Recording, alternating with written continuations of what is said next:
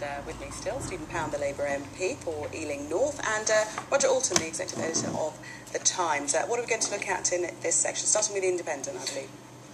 On The Independent, we've got one of these most amazing, extraordinary stories. How many people know Mervyn Davies very well? We're coming to pensions in a minute, but before we do, just on the business on The Independent, there's a thing called the Review of Women on Boards. And this is a working party, a quango, a group of the great and the good, who are desperately upset that there's not enough women running FTSE 500 boards. So they've decided to hand over to Mervyn Davies, Lord Davies, a good man, to actually run this. And there's this marvellous quotation here about what would happen, about, what would the statement be, why aren't there enough women on boards? Well, broadly, we should not yet have quotas compelling companies to appoint more female directors, but we do need targets and constant monitoring of businesses' progress towards it. For heaven's sake, if we're going to take this seriously, let's put women in charge board about getting women on the board. I mean, is that such a stupid idea? But why otherwise?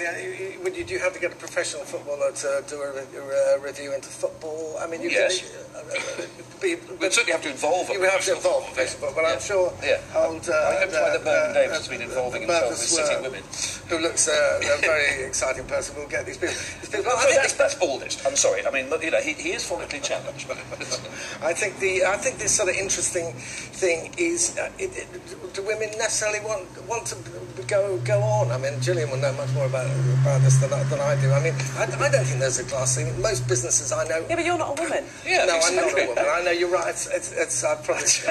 Yeah. Do you is there this glass ceiling?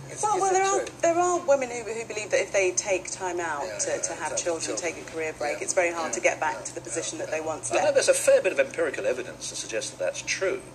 I'd have to say, and there's the whole country file issue that we've had recently, and the whole Joan Baker and various other people. I think there's some important points to be made here, and I just hope we can arrive at the stage where women aren't judged entirely on what they look like. I don't think that's at all the case, Stephen. But the unquestionably these worlds, certainly the world I work in, television and politics, these are very macho environments, aren't they? They're very. Some of those macho people I've met are women. They're very well, indeed, of course, that's true.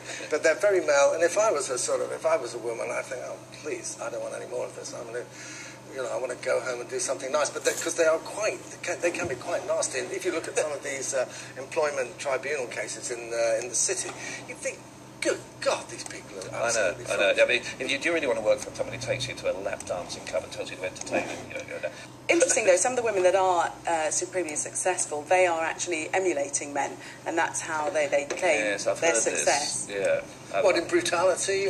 Well, yes, it's just that tough exterior, I'm not sure. I think some of the best they are themselves. I mean, the trouble is, I can think of 2 or 3 names, but extremely reluctant. Carolyn now runs EasyJet. But I'm very reluctant. I'm very reluctant to. I think you're right. Anyway, moving on, pensions.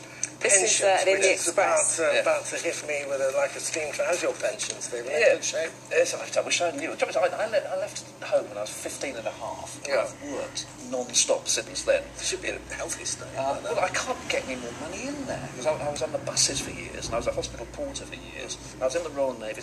All my various pensions have all been rolled up, and I've thought, I can't have any more. I mean, that's the full whack. I mean, I'll be paying massive great tax on it. So, I don't know. Fortunately, my kids have got plans for me. You're in a very privileged position, Stephen. I deeply envy you. What's it my daughter said the other day? Can you make a noise like a duck? I said, well, Mum says when you go like a frog. She says when you croak, we can go to Disneyland.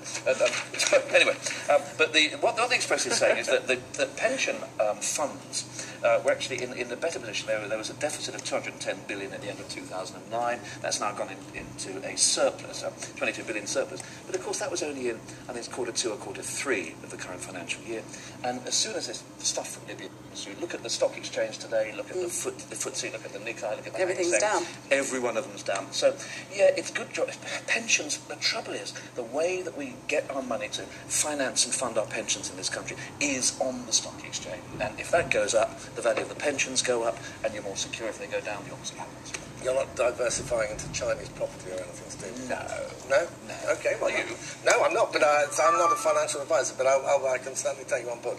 I mean, I think the other problem for pensions, a pension story that I've had on the Times tomorrow, which is a very, very good story, which is often, Libya is so dramatic, it's bouncing off a lot of very good stories, about the level of public sector pensions will come down once those sectors go private. So somebody on a maybe £20,000 pension will find it brought down to something like £2,000, and I think this is going to cause a lot of problems, in the next couple of years. What sort of problems do you envisage? I think you might have industrial action. I think there'll be quite a lot of that. I mean, this is the public sector. The great thing about the public sector was the copper-plated pensions at the end. And once that's taken away, I think you're going to see some... we're already seeing that new pension schemes have been closed to new entrants, and I think you're absolutely right. That will be the bit tough. Let's stay with the Express. Yes. Panic on Air, what's that about? Now this is... Let us go to the BBC, a steam-powered broadcaster, not 1 million miles from here, lurking in White City in historic Shepherd's Bush, just around the corner from Queen's Park Rangers. And yesterday, Alex Jones was interviewing, Tamsin Gregg, when suddenly bells rang, lights flashed, and the whole of the television centre in White City, this great spaceship of journalistic endeavour, moored off the A40, had to be cancelled, had to be emptied, had to be evacuated. Why? Why? Because somebody was warming up a cup of tea in a microwave. This is the BBC of Lord Reith. It was a fire alarm, wasn't it? It was a fire alarm because somebody was warming their tea up in the microwave. The great BBC. Nation shall speak unto nation. Stephen, it has fire alarms like anybody does. My favourite bit of the story is a little, the show star sent a little Twitter message. We're all safe and well, exclamation mark, as if they've been in Tahrir Square in Egypt. That was really sweet. Very tough. Well, they did take them off air, though, didn't they? I thought they kept the cameras on an empty chair. No, they cut to... it's a sort of the traditional thing on these occasions. They cut... it used to be to the potter's wheel. It used to be cut, or a spinning wheel or something. In this, they went to a cookery programme, which I think was entirely inappropriate. I feel sorry for Tamsin Gregg, who's one of my favourite actresses. She's very good at the At least they didn't have to go to the test card, so times have moved on. Let's get one more in. Cheryl Cole. This in the Mirror. Yeah, Stephen is famously great mimic, so I'm going to ask him to do this. Totally unfair. Yeah. Cheryl Cole is a great actress. You can do it all in character. well, no, the problem is she's in America, and apparently they can't understand what she says. Now, I have to say, I think she'd have a lot of difficulty in Alabama trying to understand what they were saying. But no, Cheryl Cole, the goddess, has decided that what she'll do is somehow translate what she's saying in a perfect American so they can understand what she says. And we've got a glossary here. So, Geordie phrase books. Are you ready, world? And I'm gonna do the tune like that, which apparently means, hey,